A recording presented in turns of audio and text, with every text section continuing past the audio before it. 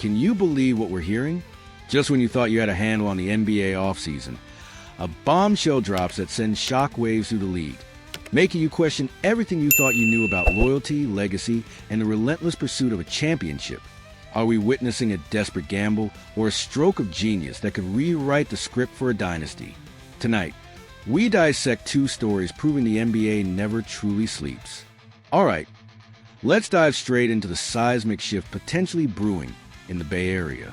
For years, we've watched the Golden State Warriors defy expectations, build a dynasty, and then slowly grapple with the inevitable march of time.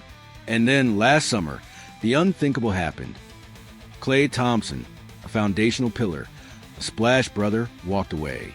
It felt like the end of an era, a bittersweet farewell to a legend seeking a new challenge in Dallas. But hold on to your hats, because a new trade idea, floated by the brilliant minds of Fadeaway World, suggests the universe might just be aligning for a full-circle moment, a reunion that could send shivers down the spines of the entire league. A three-team blockbuster that not only brings Klay Thompson back home to the Warriors, but also, finally, definitively, resolves the lingering Jonathan Kuminga saga. The proposed deal? The Warriors would welcome Klay Thompson back on the Mavericks, along with a juicy 2030 first-round pick from the Kings. In return, Sacramento would land a dynamic, high-upside Jonathan Kuminga from Golden State, plus Brandon Williams from Dallas, and the Mavericks, in their new reality, would acquire Malik Monk from the Kings. Let's talk about Klay. His departure last summer, after 13 seasons, 4 rings, and countless memories, was tough to swallow. He took a smaller deal with Dallas, chasing a new horizon. But after just one season, a season that saw its share of bumps and the dramatic exit of Luka Doncic, this proposed deal isn't just a trade. It's a narrative masterpiece. With Stephen Curry, Draymond Green, and Jimmy Butler already locked in, Thompson's return isn't merely about adding a shooter. It's about restoring a familiar, battle-tested rotation, giving this core one more glorious swing at contention. Yes, he averaged 14.0 points per game last season, shooting 39.1% from three in a reduced role.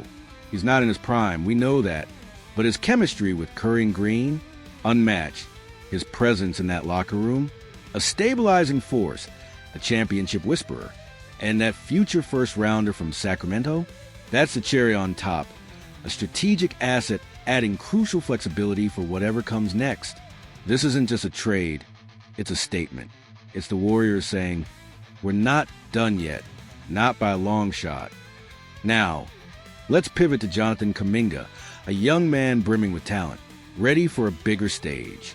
The whispers have been growing louder. Kuminga is clearly ready for a more prominent role, and reports suggest he turned down an extension offered earlier this offseason. He posted 15.3 points, for 0.6 rebounds, and 2.2 assists last season, shooting a respectable 45.4%. He's flashed brilliance, moments of pure, unadulterated stardom, but his fit under Steve Kerr has always felt rocky. Minutes fluctuated, development stalled at times, and his frustration at times spilled into the public eye. For a player of his caliber, that's simply not sustainable. Enter the Sacramento Kings.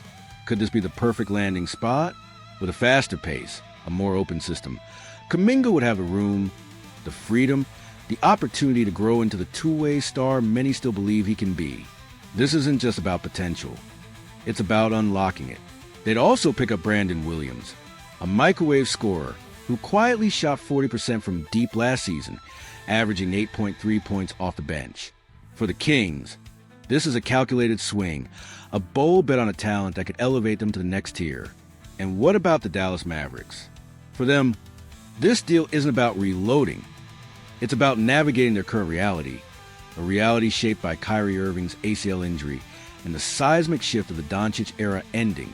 They've already brought in D'Angelo Russell to steady the backcourt, but adding Malik Monk gives them another proven scorer, someone who can ease the offensive burden on Anthony Davis in the interim.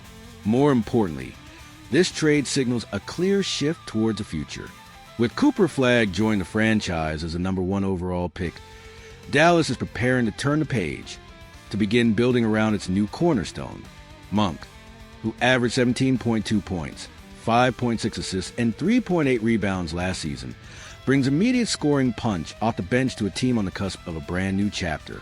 When you look at it from every angle, this truly feels like a win-win-win scenario.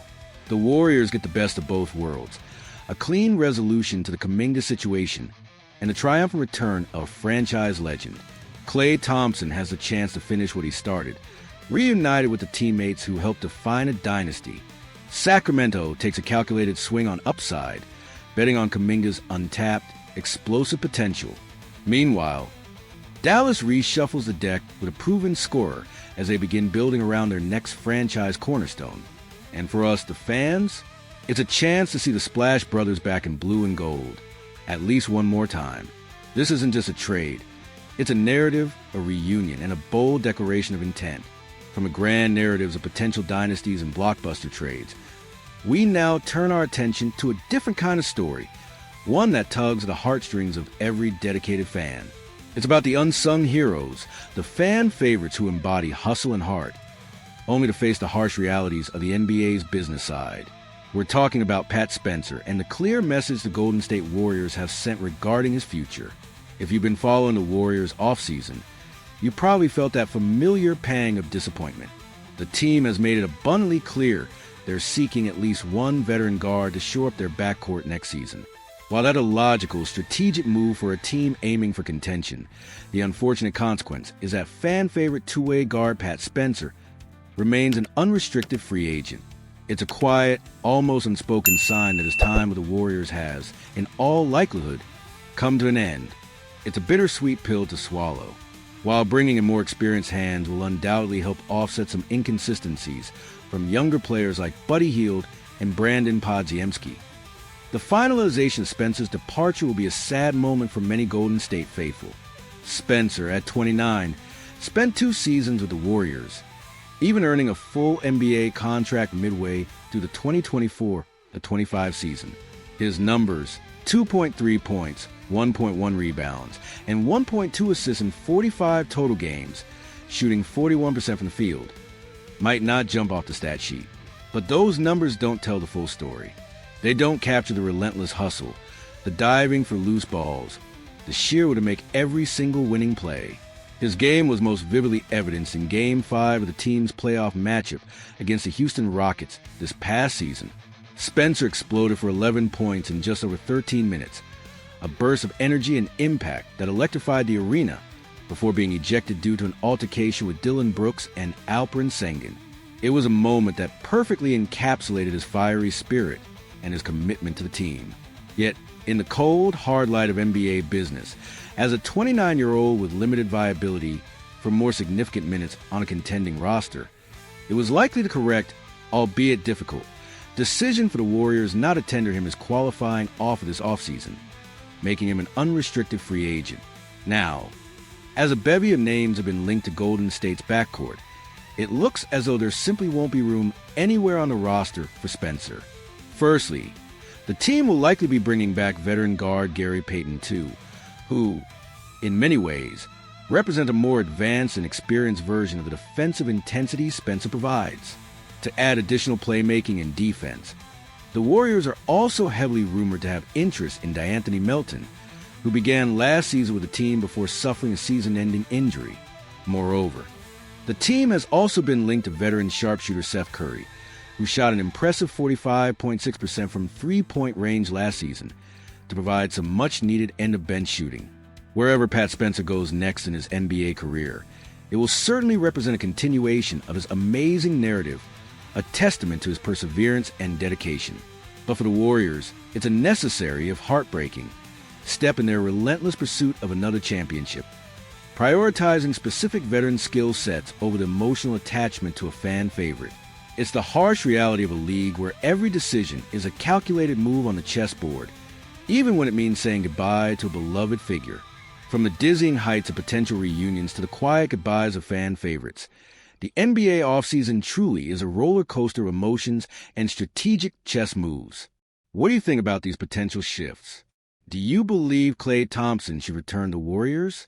And how do you feel about Pat Spencer's likely departure? Let us know in the comments below. Don't forget to like this video and subscribe to our channel for more exclusive news and analysis. We want to hear your thoughts, your passions, and your predictions. Until next time, keep those basketball conversations going.